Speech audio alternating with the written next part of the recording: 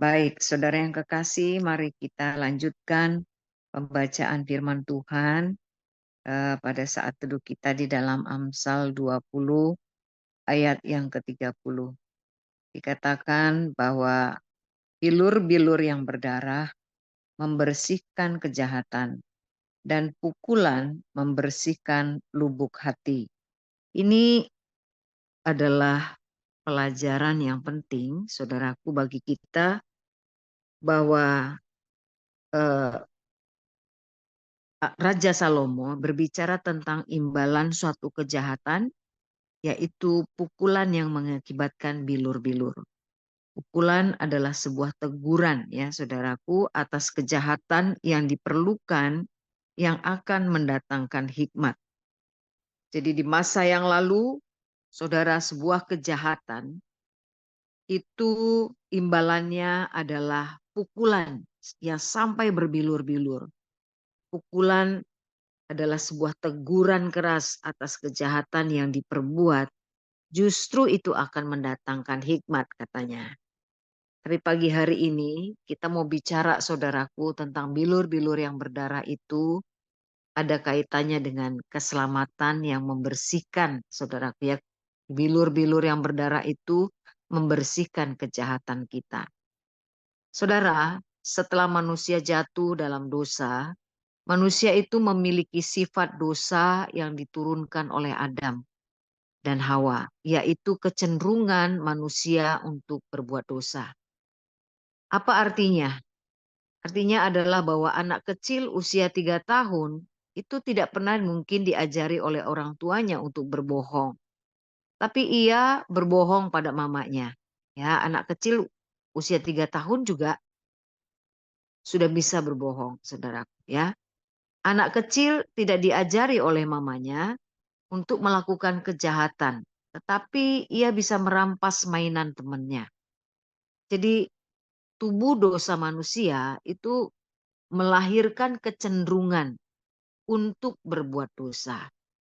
Sekalipun saudaraku tidak ada orang yang mengajarinya, orang tua tidak mengajari untuk melakukan kebohongan atau kejahatan, tapi dia anak usia kecil, saudaraku bisa melakukan dosa. Kenapa? Karena tubuh dosa manusia ini kecenderungannya selalu melahirkan dosa. Roma 5 ayat 12 dikatakan begini. Sebab itu sama seperti dosa telah masuk ke dalam dunia oleh satu orang, dan oleh dosa itu juga maut, demikianlah maut itu telah menjalar kepada semua orang, karena semua orang telah berbuat dosa. Firman ini katakan, saudara, sama seperti dosa itu masuk ke dalam dunia oleh satu orang, yaitu Adam, dosa itu juga adalah maut. Demikian maut itu menjalar kepada semua orang, karena semua orang telah berbuat dosa. Tapi manusia bukan saja memiliki kecenderungan berbuat dosa secara alami, tapi kita juga adalah pendosa karena pilihan-pilihan kita.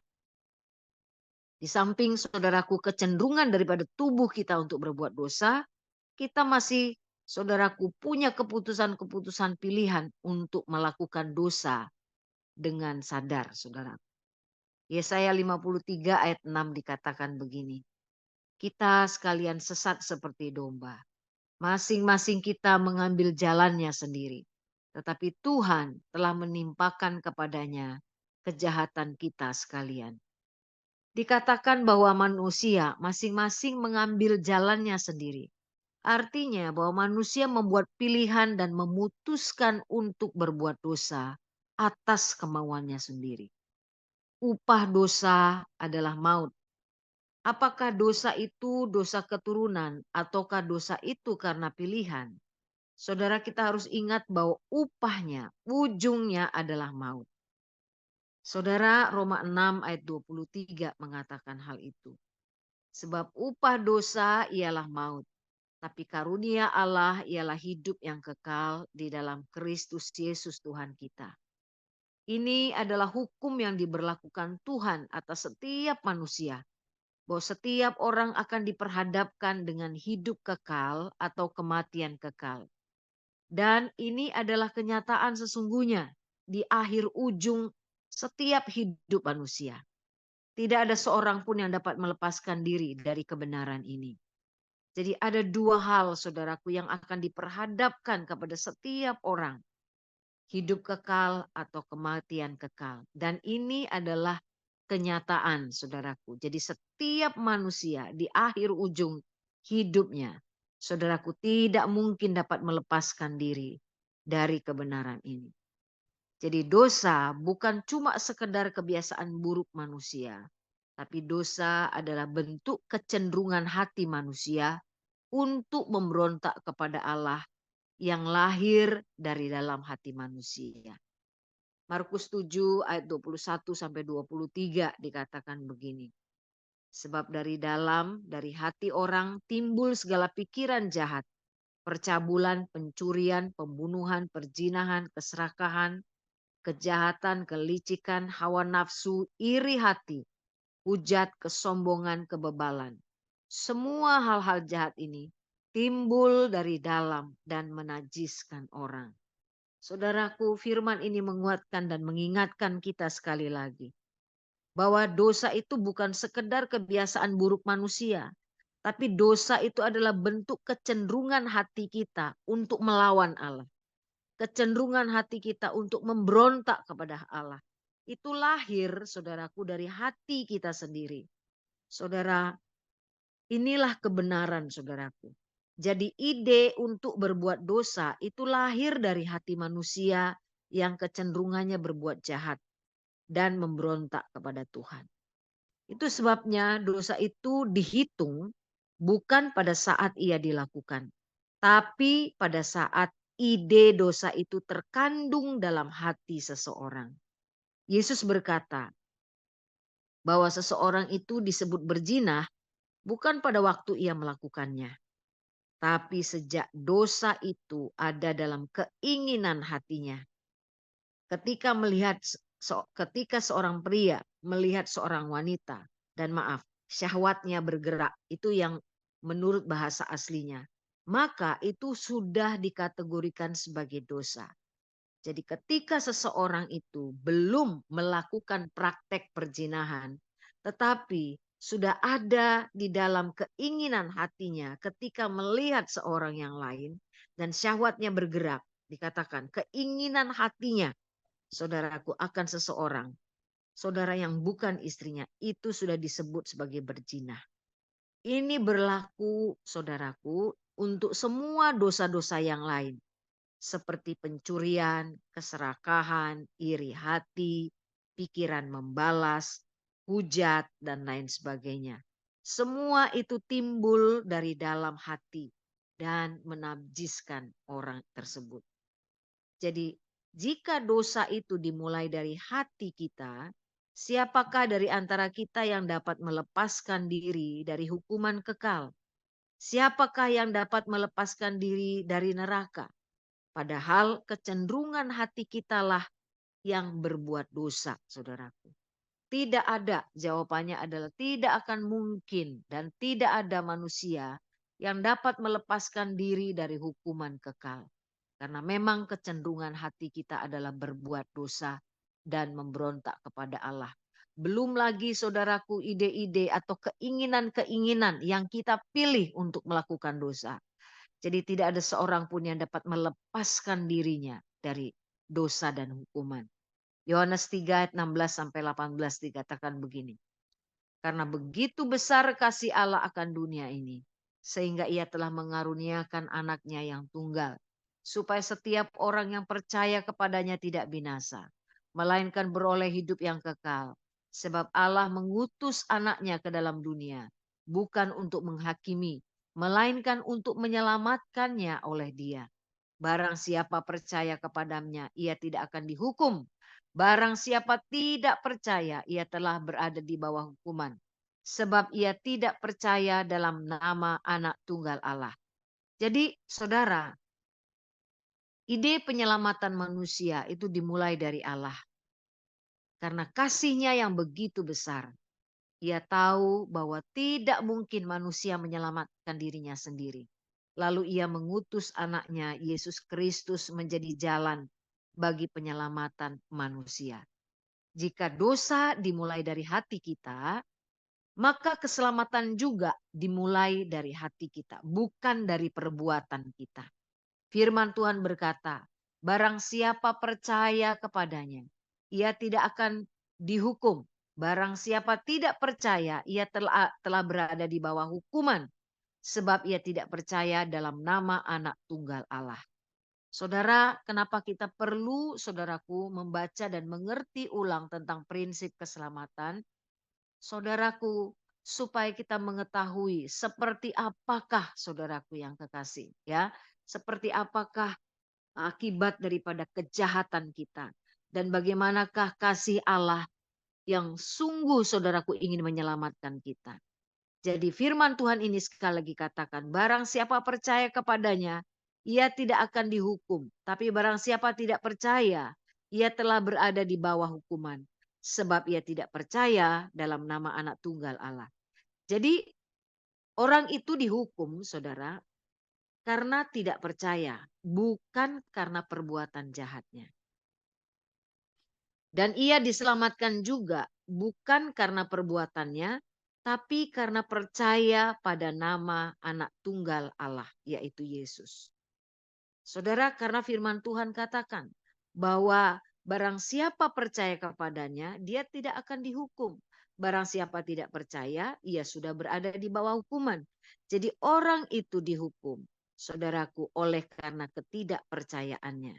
Dan ia diselamatkan juga oleh karena ia percaya bahwa Yesus adalah juru selamat.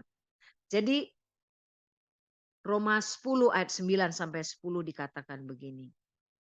Sebab jika kamu mengaku dengan mulutmu bahwa Yesus adalah Tuhan dan percaya dalam hatimu bahwa Allah telah membangkitkan Dia dari antara orang mati, maka kamu akan diselamatkan, karena dengan hati orang percaya dan dibenarkan, dan dengan mulut orang mengaku dan diselamatkan.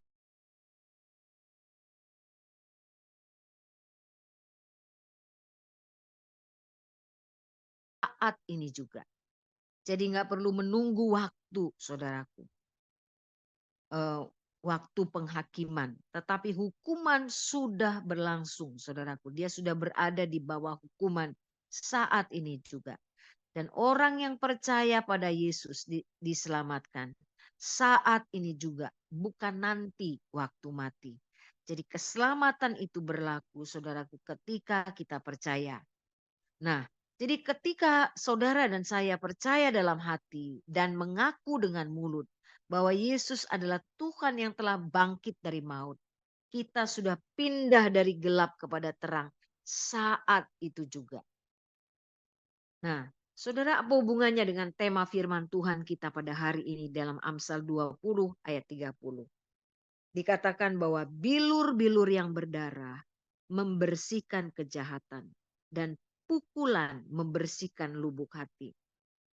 Dalam firman Allah yang hidup, saudaraku, ya, terjemahan bahasa Indonesia juga berkata bahwa hukuman yang pedih itu mengusir kejahatan dari dalam hati. Jadi setiap perbuatan jahat konsekuensinya adalah hukuman. Itu maksudnya, saudaraku.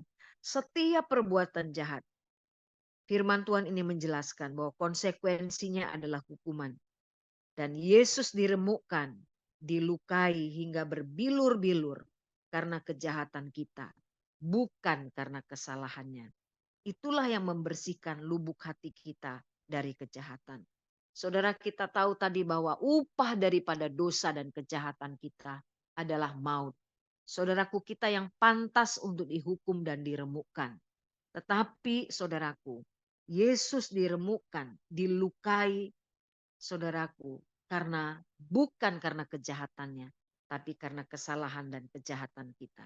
Itulah yang membersihkan lubuk hati kita dari kejahatan. Yesaya 53 ayat 5 dikatakan, tetapi dia tertikam oleh karena pemberontakan kita.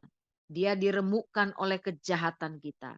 Ganjaran yang mendatangkan keselamatan bagi kita ditimpakan kepadanya. Dan oleh bilur-bilurnya kita menjadi sembuh. Saudara, kemarahan dan kegeraman Allah karena kejahatan dan pemberontakan manusia telah ditimpakan kepada Yesus. Dan Bapa telah memalingkan wajahnya ketika dosa itu dilampiaskan kepada Yesus saat ia disalibkan. Jadi kegelapan yang paling gelap itu menimpa Yesus ketika ia sendirian menderita kesakitan di atas kayu salib dan terpisah dari Bapa. Nah, saudara, namun pengorbanan itulah yang telah mengusir kejahatan dari lubuk hati kita. Pengorbanan yang dilakukan oleh Yesus itulah yang sudah mengusir kejahatan kita semua. Bagaimanakah mungkin ia tidak mengaruniakan segala sesuatu kepada kita bersama-sama dengan dia? Saudara, firman ini mengatakan, ia yang tidak menyayangkan anaknya sendiri, tetapi yang menyerahkannya bagi kita. Bagaimana mungkin ia tidak mengaruniakan segala sesuatu kepada kita bersama-sama dengan dia? Saudara, ayat firman ini ingin membuktikan bahwa Allah begitu sangat mengasihi kita. Sampai ia rela mengorbankan anaknya sendiri demi kita. Seolah-olah saudaraku kita ini jauh lebih berharga daripada anaknya sendiri. Supaya kita nggak pernah berpisah lagi dari Bapa. Itulah bukti bahwa Allah sangat mengasihi kita. Dia dia mau saudaraku memalingkan wajahnya. Dan segala dosa kejahatan kita ditimpakan kepada Kristus. Saudara yang kekasih, sampai dia memalingkan wajahnya saudaraku. Karena saat disalib Yesus penuh dengan dosa. Dan kemarahan kegeraman Allah saudaraku dilampiaskan kepada Kristus. Saudara, kalau itu saja dilakukan oleh Bapa kepada anaknya, bagaimana mungkin ia tidak mengaruniakan segala sesuatu yang saudara mohonkan kepada Bapa? Bagaimana mungkin saudaraku, Tuhan tidak mengaruniakan segala sesuatu yang kita minta kepada Bapa? Sedangkan yang terbaik dari surga pun Tuhan sudah serahkan bagi kita. Saudara, saya ingin mengingatkan bagi kita bahwa bagi setiap kita yang doa-doamu dan harapanmu belum terjawab sampai hari ini, biarlah firman ini menjadi iman bagi kita sampai doa-doa kita digenapi oleh Tuhan.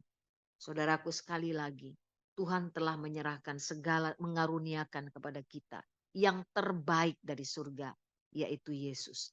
Jadi bagaimana mungkin ia tidak memberikan dan mengaruniakan semua yang terbaik, semua saudaraku yang kita mohonkan kepada Bapa. Itu sebabnya Tuhan memberikan kepada kita jauh melampaui apa yang mampu kita pikirkan, apa yang mampu kita doakan, saudaraku. Dia jauh lebih memahami yang terbaik bagi hidup kita. Bahkan sesuatu yang jahat dilahirkan dari hati kita pun, saudaraku. Sesuatu yang jahat yang keluar dari diri kita pun, Tuhan akan ubahkan menjadi sebuah kebaikan, saudaraku.